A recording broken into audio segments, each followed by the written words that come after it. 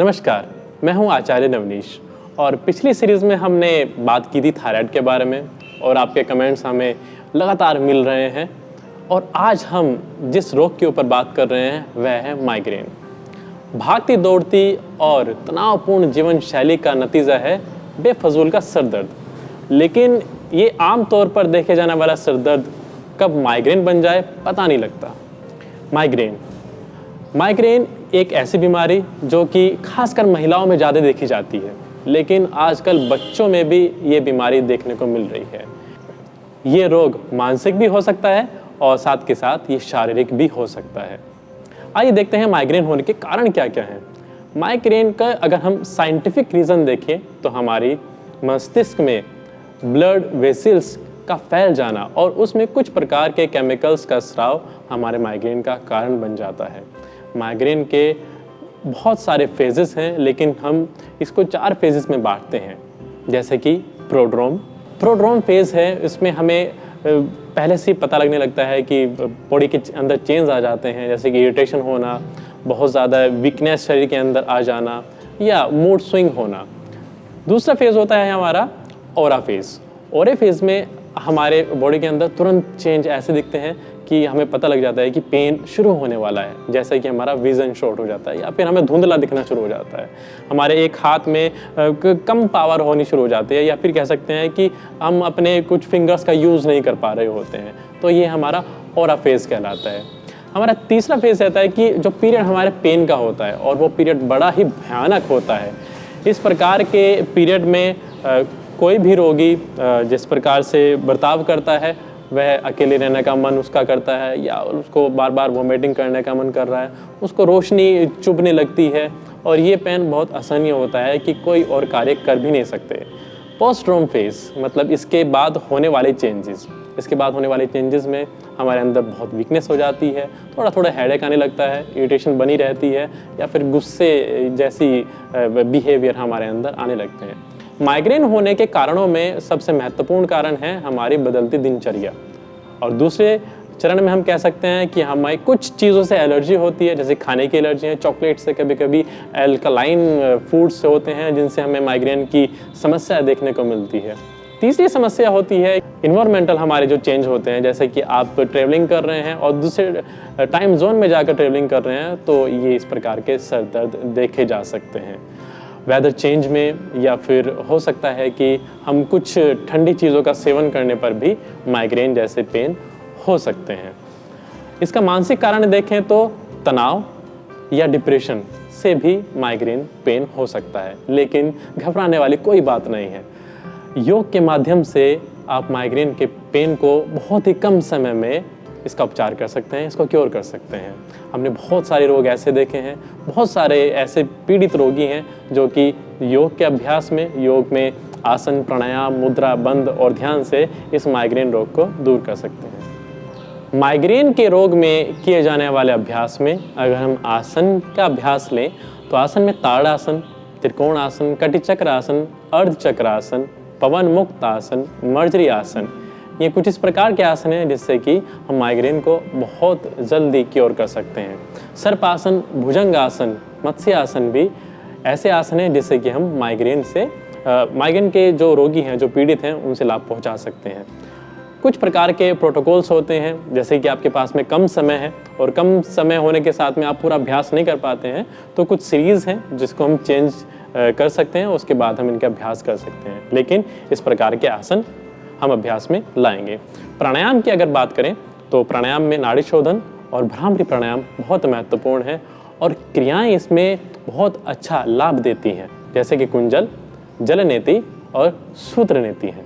तो आइए हम इन आसनों का अभ्यास करते हैं और लाभ कमाते हैं।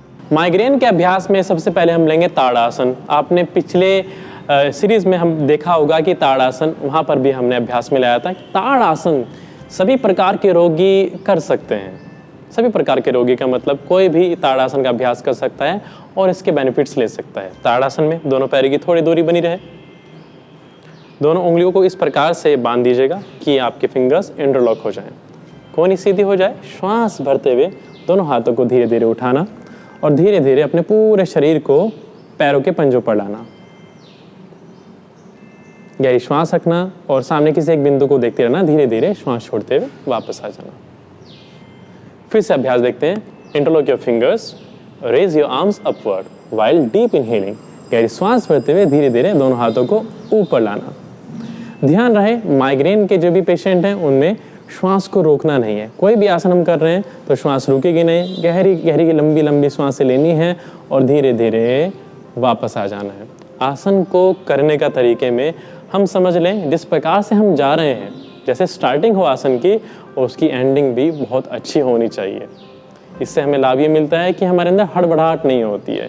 किसी आसन को बहुत अच्छी प्रकार से करने पर बहुत अच्छे लाभ हम कमा पाएंगे। दूसरा आसन, दूसरे आसन को हम कहेंगे कटी चक्रासन। कटी चक्र, कटी मतलब कमर, चक्र मतलब कि उसका चक्र बनाना। कटी चक्रासन में दोनों हाथों को सामने की ओर लाना है। दोनों हाथों की हथेलिकाएं एक दूसरे के आमने सामने होनी चाहिए। श्वास भरते हुए दोनों हाथों को समानांतर पीछे ले जाएं।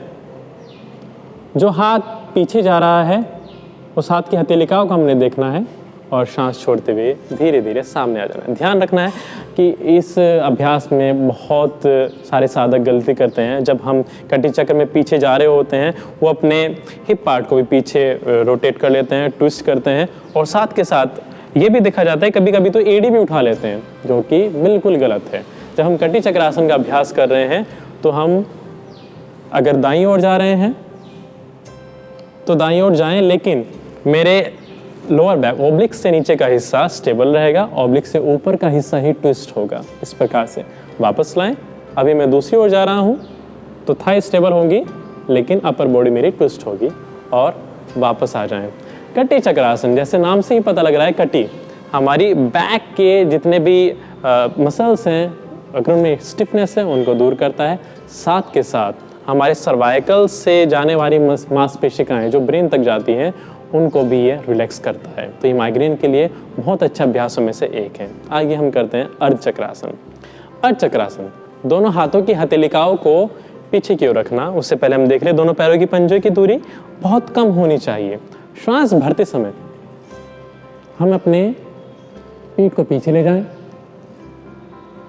और श्वास छोड़ते समय वापस आ जाएं। कह सकते हैं कि हमारी हाफ बॉडी बैक बैंडी के रूप में जाएगी और हाफ बॉडी मतलब कि हमारे लिम्स जो लेग हैं वो हमारे स्टेबल रहेंगे। नीज शुड बी स्ट्रेट, हमारे घुटने सीधे होने चाहिए। फिर से देखिए, दोनों हाथों की हथेलिकाएं पीठ के नीचे हिस्से पर, श्वास भरते जाएं और इस प्रकार से मोड़ा और धीरे धीरे वापस आ जाते हैं। अर्ध चक्रासन का फायदा ये है कि जब हम पीछे की ओर अपने शरीर को ले जाते हैं तो ये हमारे रक्त के संचार को हमारे ब्रेन में पूरा करता है। अच्छा, माइग्रेन होने के कारणों में एक कारण ये भी है कि हमारे मस्तिष्क में ऑक्सीजन की मात्रा का कम होना, और ये तब हो पाता है जब हमारे ब्रेन में ब्लड का सर्कुलेशन थोड़ा कम हो जाता है। तो अर्ध चक्रासन इस प्रकार से हमारे लाभों में जुड़ जाता है। अगला अभ्यास हम करते हैं मर्जरी आसन। मर्जरी आसन के लिए हमें बैठ जाना है।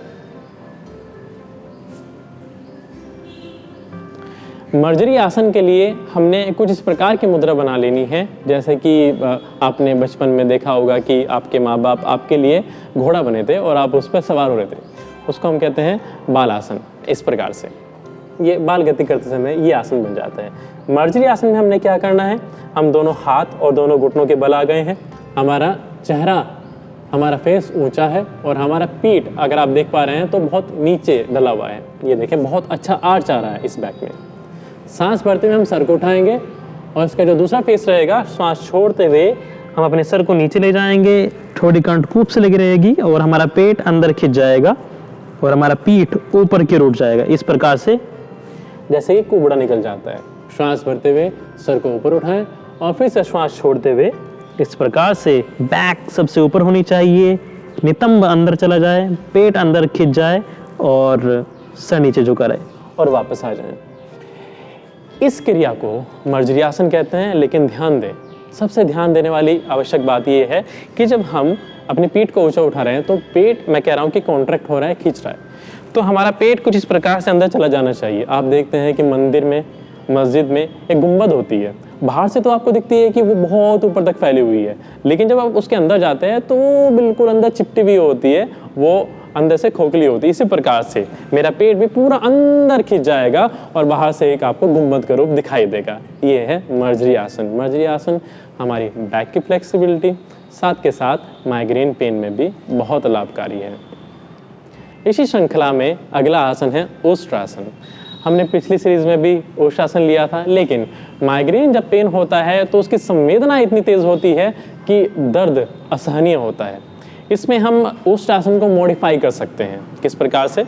जब हम ओष्ट्रासन ले रहे हैं तो पिछली बार हमने देखा दोनों हाथों को पीछे ले गए थे, हमने ओष्ट्रासन बनाया था, लेकिन यहाँ पर हम थोड़ा मॉडिफाई करेंगे कि हम घुटनों पर खड़े हो जाएंगे, दोनों हाथों को पीछे की ओर रखें और श्वास भरते हुए हमने सर को पीछे झुकाना है और श्वास छोड़ते हुए वापस लाना है। ये बड़ा ही सरल है। हमने दोनों हाथों को ज़्यादा पीछे भी नहीं लेना है। हमने क्या करना है, अपनी फिंगर से अपनी बैक को पकड़ना और धीरे से पीछे की ओर जाना और श्वास छोड़ते हुए वापस आ जाना। फिर से देखें, श्वास भरते पीछे की ओर जाना और धीरे से वापस आ जाना और वापस बैठ जाना। पिछली और बात करते तो हमने एक काउंटर पोज लिया था, लेकिन यहाँ पर काउंटर पोज लेने की भी ज़रूरत नहीं है। लेकिन माइग्रेन में गुरु प्रणाम बहुत सहायक बन सकता है। तो उसके लिए हमने दोनों हाथों को आगे रखना है और हाथों का इस प्रकार से तकिया बना देना है कि हाथ के ऊपर हाथ आ जाए और उसके ऊपर आपका सर रहे। थोड़ी देर श्वास लेते रहें, छोड़ते रहें और धीरे धीरे वापस आ जाएं। आसन की अगली सीरीज में हम कर रहे हैं सर्पासन और भुजंगासन। सर्पासन में हमने पेट के बल लेट जाना है और हमने दोनों पैरों को पीछे से खींच कर रखना है। इस प्रकार से आप देखिए कि हमारे पैर पीछे से पूरे खींचे होने चाहिए, तने होने चाहिए। अभी हम देखें आगे वाला हिस्सा।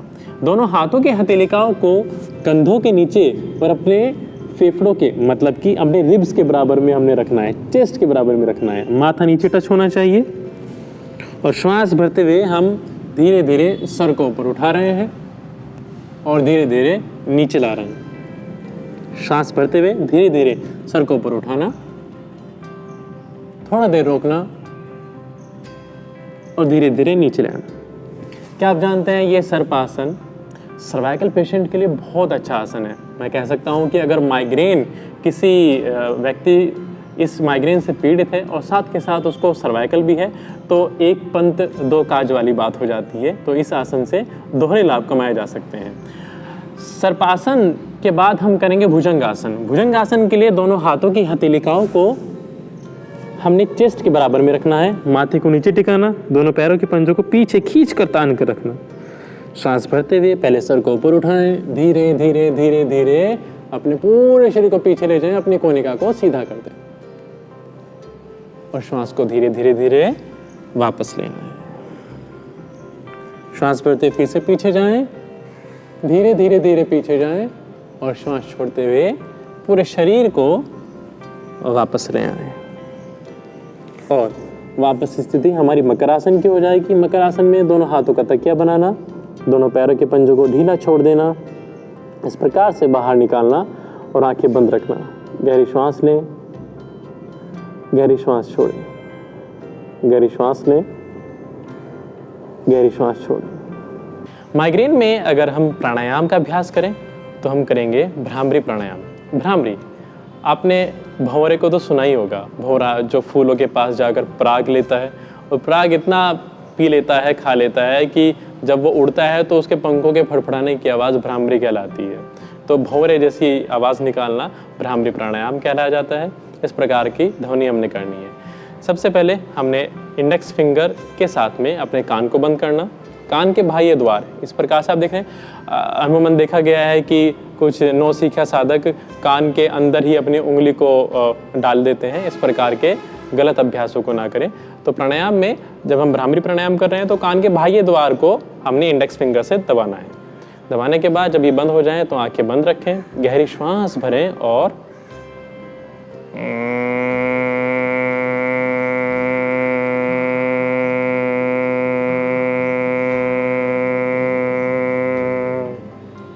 जितनी श्वास के सामर्थ्य है उतनी सामर्थ्य के साथ में उतना लंबा हम भंवरे की गुंजन करें। ये भंवरे की गुंजन हमारे स्नायु तंत्र में टिश्यूज़ और सेल्स को एक्टिव करती है।